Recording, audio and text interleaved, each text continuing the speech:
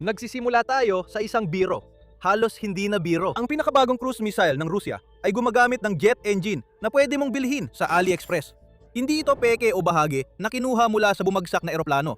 Sa halip, ito ay totoong produkto na nakalista at pwedeng bilhin agad, na orihinal na ginawa para sa mga hobbyist na model jet. Kinuha ito ng mga inhinyero ng Rusya at ikinabit sa isang warhead, at sa isang gabi lang, napabagsak ng isang Ukrainian na crew ng air defense ang isa sa mga ito gamit ang anti-aircraft gun na mas matanda pa kaysa sa karamihan ng kanilang mga lolo at lola. Ito ang kwento ng Swalong Libo Bandarol, o kung paano gumawa ng missile ang isang defense industry na kapos sa pera gamit ang mga pyesa mula sa global hobby shop, at kung paano ito pinabagsak ng Ukraine gamit ang mga gamit mula pa noong Cold War. Simulan natin sa kung ano talaga ang bandarol, dahil hindi ito akma sa mga kategoryang nakasanayan natin. Ang pamilya ng cruise missile ng Russia ay karaniwang tumutukoy sa mga tulad ng Ka-100 at isa, ang 3-14 caliber o ang Siyam-727 na ginagamit sa Iskander K system. Mahal ang mga ito, mga sandatang sadyang ginawa na dinisenyo sa mga espesyal na missile bureau. Ginagawa sa medyo kakaunting bilang at inilalaan para sa mga target na mataas ang halaga. Ang bandarol ay kabaligtaran halos ng lahat ng yon. Ito ay dinevelop ng Kronstadt, isang kumpanya na hindi talaga gumagawa ng mga missile, kundi ang tagagawa ng Orion drone ng Russia, isang medium altitude, long endurance na unmanned aircraft. Kinuha ng Kronstadt ang konsepto ng unmanned aerial vehicle at sa esensya, ginawa itong isang itinatapong sandatang pang-atake na pinapagana ng jet. Ang resulta ay isang bagay na nasa pagitan ng isang kamikaze drone at isang klasikong cruise missile, mas malapit sa diwa ng sariling rocket drones ng Ukraine kaysa sa alinman sa mga luma ng cruise missile ng Russia. Sa mga espesifikasyon, maliit ang drone pero malakas ang tama.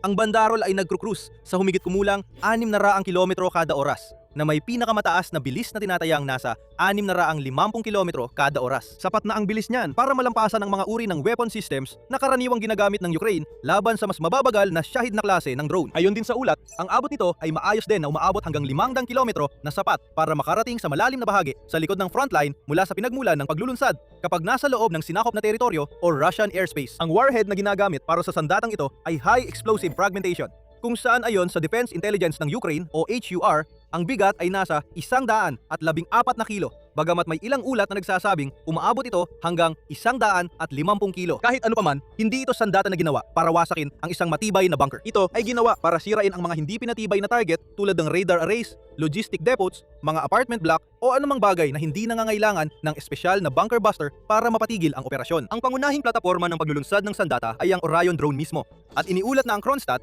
ay nagtatrabaho rin upang iakma ito para mailunsad mula sa Mi-28N attack helicopters na magbibigay sa Russia ng pangalawang paraan ng paghahatid na mas maikli ang oras ng paghahanda. Pero ang talagang nagiging laman ng balita sa bandarol ay hindi ang airframe. Sa halip, kailangan nating pagtuunan ng pansin kung ano ang nasa loob nito. Noong Mayo 2025, inilathala ng Defense Intelligence ng Ukraine ang isang technical na pagsusuri ng missile sa kanilang War and Sanctions portal sa seksyon ng weapon components, matapos suriin ang mga buo pang halimbawa na narecover mula sa mga pag-atake malapit sa Odessa. Ang natuklasan nila ay hindi isang precision-guided missile, kundi parang isang tambakan ng pyesa na binuo mula sa kalahati ng industriya ng consumer electronics. Ang makinang nagtutulak sa bagay na ito sa himpapawid ay lumabas na isang Suiwin SW-800 Pro, isang turbojet na gawa sa China na orihinal na dinisenyo para sa malalaking modelong eroplano at mga radio-controlled na jet. Ibinibenta ito ng komersyal, lantaran, sa halagang humigit kumulang $16,000. At oo, nakalista ito sa AliExpress. Ang natitirang bahagi ng listahan ng mga pyesa ay pareho rin. Natukoy ng HUR na ang telemetry module ay malamang isang RFD, Siyam-100X, isang unit na maaring galing mismo sa Australia o ginawa bilang isang kopya ng disenyo ng Australia sa China. Pinaniniwalaang ang inertial navigation system ay galing sa China, na ipinares sa isang Russian na gawa na Kometra M8 satellite receiver. Ito rin ang parehong teknolohiya ng jam-resistant antenna na inilalagay ng Russia sa mga Geran drone nito na hango sa Shahid at sa mga UMPK at UMPB glide bomb kits nito. Ang mga servo o maliliit na motor na nagpapagalaw sa mga control surface ay mga South Korean Dynamic Cell MX, MX64 AR units na mabibili rin sa merkado, at nakakalat sa mga electronics ay humigit kumulang 20 natatanging uri ng microchips na galing sa mga tagagawa mula sa Estados Unidos, China, Switzerland, Japan at South Korea. Pero paano nakakakuha ang isang kumpanyang Ruso na pinatawan ng parusa ng mga pyesa mula sa napakaraming bansa na hayagang ginagawa ng mga kumpanya na, marahil, ayaw makita ang kanilang produkto na ginagamit sa mga cruise missile na pinapaputok sa Kyiv? Ayon sa HUR, karamihan sa mga elektronikong bahagi ay dumaan sa iisang sentro ng distribusyon, isang mamamakyaw ng electronics sa Russia na tinatawag na chip and dip. isa sa pinakamalalaking lokal na distributor sa bansa. Mula doon, inilalarawan ng naunang ulat ng intelihensya ng Ukraine ang isang network para umiwas sa mga parusa na nagpapadaan sa mga import na ito sa mga bansang tagapamagitan. Kasama rito ang Armenia, Kazakhstan, China, Turkey at United Arab Emirates, na lahat ay gumagamit ng shell companies para itago ang mga dokumento bago pa makarating ang mga pyesa sa linya ng produksyon sa Russia. Ang ulat na ito ay natunton sa pamamagitan ng open source analysis, hindi isang kumpirmadong natuklasan ng gobyerno. Ngunit ang pattern ay tumutugma sa mas malawak na pattern na ilang taon ng hirap tugunan ng pagpapatupad ng mga parusang kanluranin, na ang ibig sabihin ay mahirap kontrolin ang mga elektronikong gamit na pwedeng pang sibilyan o pang militar kapag karaniwang produktong pangkonsumo na ang mga ito. Mayroon ding pinansyal na aspeto ang kwentong ito. Ang Kronstadt, ang kumpanyang gumagawa ng bandarol, ay hindi talaga naging halimbawa ng corporate stability. Sa isang ulat noong Agosto 2025, ang kumpanya ay nahaharap sa posibleng pagkabangkarot na may humigit kumulang 40 kaso na umabot sa tinatayang $7.7 milyong na isinampa laban dito sa loob ng 3 buwan, at walang malinaw na plano para sa restructuring noong panahon ng ulat na yon. Pinapapalala nito ang ideya ng isang episyente at murang war machine. Dahil kahit ang budget na solusyon ng Russia para sa precision strike capability ay mukhang nasa alanganing kalagayan sa pananalapi. Kailan nga ba talaga lumitaw ang bagay na ito sa larangan ng labanan? At gaano kadalas ito ginagamit ng Russia? Isa sa mga pinakaunang ulat tungkol sa bandarol ay sa Kapustin-Kapustinyar test site ng Russia noong huling bahagi ng 2024, bago ito isinama sa pinagsamang missile at drone strike packages ng Russia. Mula noon, naging madalas na itong makita sa ilan sa pinakamalalaking pambobomba ng digmaan. Iniulat na ginamit ng mga puwersang Ruso ang mga munisyong bandarol sa pag-atake noong Mayo 2026 na kinabibilangan din ng Oreshnik missile. Mula noon, ginamit na ang sandatang ito sa malawakang mga pag-atake. At may mga direktang ulat na nagsasabing narinig ng mga tao ang makina ng mga drone na ito sa itaas. Kaya, hindi na ito isang bihirang eksperimental na sandata ngayon. Isinasama na ito sa doktrina ng malawakang pag-atake ng Russia, kasama ng mga Shahid, Caliber, at mga ballistic missile. At ang papel nito sa malawakang pag-atake ang dahilan kung bakit mapanganib ang bandarol sa paraang naiba sa karaniwang cruise missile. Ayon sa isang pagtatasa noong Abril 2025, batay sa opinyon ng isang analyst expert mula sa open source, ang jet propulsion ng bandarol ay nagbibigay dito ng bilis na hindi tulad ng isang tradisyonal na drone. Ibig sabihin nito, ang mga karaniwang machine gun na nakabase sa lupa na ginagamit ng mga mobile fire team ng Ukraine para pabagsakin ang mas mabagal na Shahid drones ay hindi kayang subaybayan at labanan ng epektibo ang drone na ito. Ang pagsugpo dito ay nangangailangan ng mga sistemang sadyang ginawa para subaybayan ang mabilis at liksyang mga target. Kadalasan ay mga radar-guided platform tulad ng Gepard, self-propelled anti-aircraft gun na ibinigay ng Germany. Iyan ang pangunahing tactical na problema ng bandarol. Sapat itong mabilis para makalusot sa murang mga depensa laban sa drone na 3 taon ng pinagtitibay ng Ukraine. O kaya naman ay mura ito, kaya kayang tiisin ng Russia na mawala na makabuluhang bilang ng mga ito sa proseso. Mas maliksi rin ito kumpara sa mga mas lumang cruise missile ng Russia na mahalaga laban sa mga static na air defense system na nakaayos para hulaan ang mas karaniwan at tuwid na mga ruta ng paglipad. Dito na papasok ang twist sa kwentong ito. Noong kalagitnaan ng Hulyo 2026, pinabagsak ng ika-121 hiwalay na brigada ng teritorial na depensa ng Ukraine ang 2 target na panghimpapawid ng Russia. Isa rito ay isang bandarol gamit ang 40mm mga kanyon laban sa himpapawid na Bofors L-70. Kung hindi pamilyar sa iyo ang pangalang yon, ang Bofors L-70 ay isang anti-aircraft gun na disenyo ng Sweden na unang lumabas noong 1947 at opisyal na pumasok sa serbisyo noong 1951 at patuloy itong ginagamit ng mga militar sa buong mundo mula noon. Pinag-uusapan natin dito ang isang weapons system na depende sa particular na unit na sa humigit kumulang 70 taon na ang tanda. May rate of fire na karaniwang nasa pagitan ng 200 at 40 at 300 at 30 rounds kada minuto at may epektibong abot laban sa mga target sa himpapawid na humigit kumulang 4,000 metro. Mas partikular, ang mga baril na ginamit ng ika-121 brigada ay walang malalaking pagbabago maliban sa mga in-upgrade na sighting system. Ibig sabihin, malamang na ginagawa ito ng mga crew gamit ang halos manual na pag-target, sinusubaybayan ang isang jet-powered na misil gamit ang baril na dinisenyo bago pa man nagkaroon ng mga makabagong digital fire control system. Lalo itong kapansin-pansin dahil ang ibang mga gumagamit ay ginawa ang kabaligtaran gamit ang parehong baril. May ilang bansa na pinagsama ang L-70 sa radar fire control at otomatikong pagsubaybay ng target. Ginagagawa itong mas moderno at epektibong point defense system. Ang mga unit na ibinigay sa Ukraine ayon sa mga ulat ay yung pinaka-basic na bersyon. Ipinadadala ng Lithuania ang unang batch ng mga baril na ito sa Ukraine noong Pebrero 2023 at nagdagdag pa ng mga baril ang Netherlands kalaunan. Kaya hindi ito sandata na ginawa o inalagaan ng Ukraine, kundi isang surplus ng NATO noong panahon ng Cold War na muling ginamit para punan ng kakulangan sa air defense ng ika-21 siglo. Ngayon, sulit bigyan ng pansin ang isa pang misil na bumagsak noong linggong yon dahil ang pagkakaiba ay may sariling kwento. Ang KH-50 Sham o ayon sa tawag ng NATO, ang AS-3 Skingbolt ay mas luma ang disenyo kaysa sa bandarol na nagsimula pa noong panahon ng Soviet noong dekada 70 at 80 na ngayon ay ginagawa ng Tactical Missiles Corporation ng Rusya. Depende sa eksaktong variant, meron itong saklaw na humigit kumulang 115 hanggang 200 at 70 kilometro. Pinakamataas na bilis na nasa pagitan ng 900 hanggang mahigit 1,000 kada oras. At warhead na nasa 300 kilo. Ang bigat, ibig sabihin ay mas mabigat ito ng malaki kumpara sa mga bandarol. Ang paggabay nito ay pinaghalong inertial navigation para sa gitnang bahagi ng paglipad. Mayroong television camera sa unahan na nagpapahintulot sa operator sa loob ng eroplanong nagpalipad na biswal na matukoy at mailak ang target sa huling lapit. Sa madaling salita, ang K-50 ay isang tunay na lumang istilong precision weapon na nangangailangan ng sanay na operator na nanonood ng video feed sa critical na sandali. Ang bandarol sa kabilang banda ay halos autonomo kapag nailunsad na, ginagabayan ng GPS at inertial at ginawa para maging sapat na mura na kahit mawala ito dahil sa 70 taong gulang na anti-aircraft gun ay halos hindi maramdaman sa talaan ng produksyon ng Russia. Parehong linggo, parehong brigade, parehong mga baril, ngunit dalawang magkaibang filosofiya kung paano bumuo ng isang misil. Mahalaga ring tandaan na ang kwento ng Bofors ay hindi lang ang tanging tagumpay ng Ukraine sa air defense laban sa ganitong uri ng saturation threat. Binanggit din sa parehong ulat na isang Ukrainian Skynet system ang nakapabagsat ng 12 Russian na target sa ere sa isang labanan, kabilang ang isang cruise missile at 11 Shahid ng drone. Ito ang benepisyo ng pagkakaroon ng modernong German na air defense unit na ginagamitan ng radar, na partikular na ginawa para pabagsakin ang mabilis, maliit at mababang lipad ng mga target, lalo na kapag gumagamit ang Russia ng mga drone na galing lang sa mga komersyal na pabrika.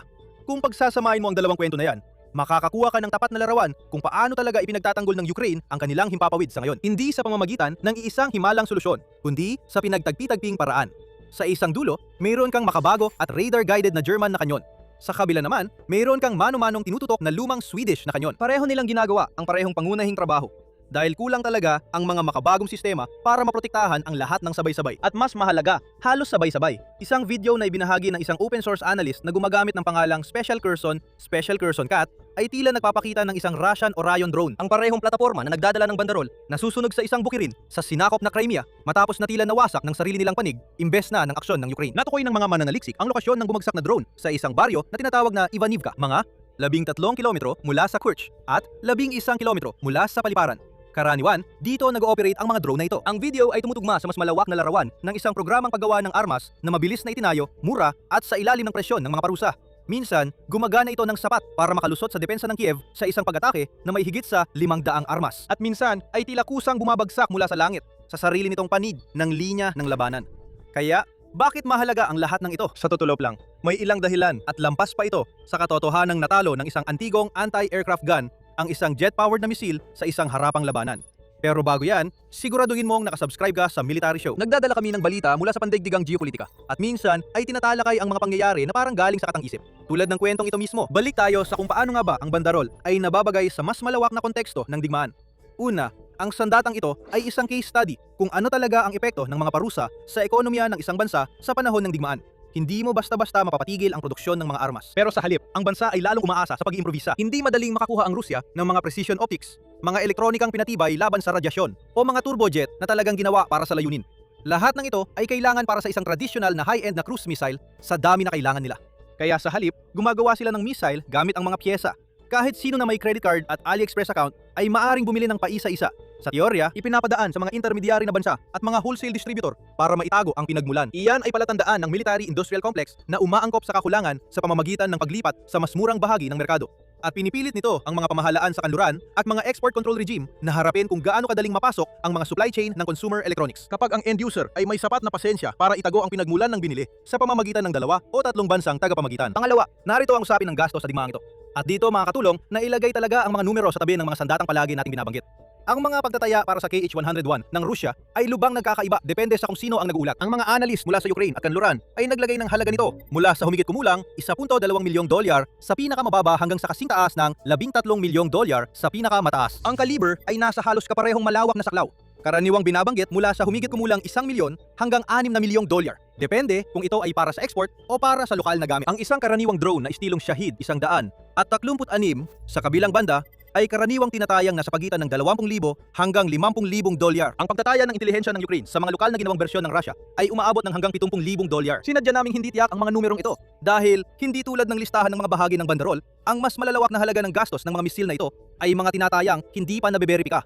Ang mga kontrata at mga outlet ay hayagang hindi nagkakasundo at minsan ay 5 beses o 10 beses pa ang agwat ng kanilang mga pagtataya. Pero kahit kunin pa natin ang pinaka-konserbatibong dulo ng bawat saklaw, ang isang misil na binuo gamit ang $16,000 na hobbyist jet engine at mga consumer grade na servo at baterya ay mas malapit sa panig ng drone sa usaping gastos kaysa sa panig ng misil. Ibig sabihin, kayang gumawa at gumamit ng Russia ng mga ganitong bagay sa dami na hindi may isip para sa isang bagay tulad ng KH-101. At isama ang mga ito sa malawakang pag-atake na particular na dinisenyo para malunod ang depensa ng hipapawid ng Ukraine sa dami ng sabay-sabay na banta, hindi dahil sa pagiging sophisticado ng isang sandata. Ang bandarol ay hindi sinusubukang maging pinakamatalinong missile sa himpapawid.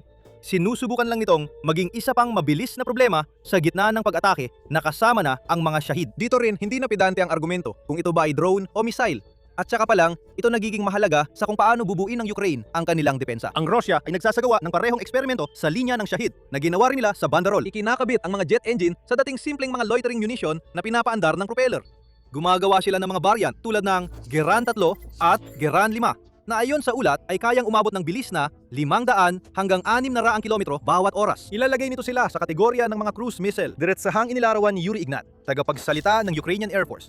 Ang epekto nito na sinabing sa radar, ang isa sa mga jet-powered na variant na ito ay lumalabas na parang cruise missile based sa flight parameters nito dahil lang sa bilis ng paggalaw nito. Iyon ang nagtatakda kung anong interceptor ang pipiliin ng Ukrainian battery commander at hindi pare-pareho ang presyo ng mga interceptor. Ang isang AIM-120 AMRAAM, ang missile na ginagamit ng mga NASAM battery para pabagsakin ang mas mababagal na shahid, ay nagkakahalaga ng humigit kumulang 500,000 hanggang $1,000,000 bawat putok. Ang isang Patriot PAC-3 interceptor ay nagkakahalaga ng halos $4 na milyong kapag ang isang $16,000 na engine ay pumipilit sa iyo na gumastos ng kalahating milyon hanggang ilang milyong dolyar. Para lang mapabagsak ito mula sa himpapawid. Ang cost exchange ratio ang mismong punto ng sandatang ito kahit saan mo pa ito ilagay, drone man o missile. Dapat ding sabihin na nilalaro rin ng Ukraine ang parehong laro, pero sa kabaligtarang direksyon. Ang Polarnitsia missile drone ng Ukraine na unang ginamit sa labanan noong Agosto ng 2024 ay may bigat na humigit kumulang 320 kilo na may tinatayang 100 kilong warhead. Lumilipad ito gamit ang solid fuel booster bago gumana ang turbojet engine nito at iniulat na umaabot sa bilis na hanggang 100 kilometro kada oras na may saklaw na humigit kumulang 650 kilometro. Halos maihahambing ito sa KH-100 at isa. Ayon sa mga opisyal ng Ukraine, ang halaga ng bawat isa ay mas mababa sa $1,000,000 at may ilang pagtatansya na mas mababa pa. Gayunpaman, ang kapatid nitong programa, ang PECLO, iniulat na mas mura pang gawin kaysa sa LUT, Long Range Attack Drone ng Ukraine, na nagkakahalaga ng humigit kumulang 200,000 habang umaabot ito ng bilis na hanggang 700 kilometro bawat oras at may satlaw na humigit kumulang 700 kilometro. Ayon sa mga developer, may hanggang 70 na locally produced na bahagi. Ito, sa madaling salita, parehong napagpasyahan ng magkabilang panig na ang pinakamabilis na paraan para mapaliit ang agwat sa pagitan ng murang drone at mamahaling missile ay ang gumawa ng isang bagay na nasa gitna ng dalawa. At kung sino man ang makakagawa ng mas marami at mas mabilis ng ganong hybrid na klase, siya ang magkakaroon ng kalamangan sa particular na arms race na ito. Pangatlo, mahalaga ang mga sandata dahil pinipilit nilang lumaban ng Ukraine na isang asymmetric na depensibong digmaan sa dalawang magkaibang antas ng teknolohiya ng sabay. Sa isang banda, naglalagay ang Ukraine ng tunay na makabagong mga sistema, mga German Gepard na sadyang ginawa para subaybayan ang mabilis na gumagalaw na mga target. At, gaya ng natalakay natin sa ibang bahagi, mga unang laser-based na counter-drone systems. Sa kabilang banda, kapag hindi sapat ang bilang ng mga makabagong sistema, ang mga Ukrainian na crew ay gumagamit ng kahit anong gumagana, kabilang na ang mga donasyong dekada ng anti-aircraft guns. Sa kaunting pag-upgrade lang sa site, kaya pa rin pabagsakin ng isang Bofors L-100. Ang isang 2026 na modelo ng jet-powered missile ay hindi talaga kwento ng Cold War engineering na nauuna sa panahon nito. Ito ay kwento tungkol sa depensa sa himpapawid sa pinakaugat nito. Sa huli, nakasalalay pa rin kung kaya ng crew na subaybayan, tutukan at maiputok ang mga bala sa daraanan ng target bago pa ito dumating. At tungkol din sa kung gaano kanipis ang kailangang paghatian ng Ukraine ang kanilang inventaryo ng depensa sa himpapawid para maprotektahan ang bawat altitude, bilis at uri ng paglipad na patuloy na inihahagis ng Russia sa Ukraine. Pagsamahin mo lahat ng ito at sinasasi sa atin ng bandarol ang mas malaking bagay tungkol sa kung saan patungo ang teknolohiya ng sandata sa digmaang ito. Unti-unti nang nawawala ang linya sa pagitan ng drone at cruise missile. Ang dating dalawang magkaibang kategorya na may kanya-kanyang paraan ng depensa ay nagiging iisang klase ng mabilis, mura, mga munisyong pinapagana ng jet o propeller at ginagabayan ng GPS at sistemang inertial na maaring buuin gamit ang karamihan sa mga bahagi na nabibili lang sa merkado. Ang sariling mga programa ng Ukraine na Polarnitsia at PECLO ay halos kapareho rin ng ideya, ngunit sa kabaligtarang direksyon. Kung sino man ang makakagawa ng mga bagay na ito ng mas mabilis at mas mura, at kung sino man ang makakaangkop ng kanilang air defense ng pinakamabilis, ay magkakaroon ng kalamangan sa susunod na yugto ng labanan na ito. Sa ngayon, ang puntos sa partikular na labanang ito ay pumapabor sa lumang baril ng Ukraine. At kapansin-pansin din yon dahil nagpapahiwatig ito na hindi pa tapos ang panahon ng mga sandatang. Sa lahat ng aspeto ay dapat ng Laos. Ang frontline sa Ukraine ay parang isang diorama ng mga sandata mula sa iba't ibang henerasyon ng teknolohiya na nagpapakita kung gaano kahalaga ang bawat maliit na piraso ng kalamangan, katalinuhan at pag-aangkop. Pero may mga itinatago pang panibagong estratehiya ang Ukraine. Para malaman pa ang iba, panoorin ang video na ito at siguraduhing nakasubscribe ka sa Military Show para laging updated sa mga pinakabagong kaganapan mula sa frontline.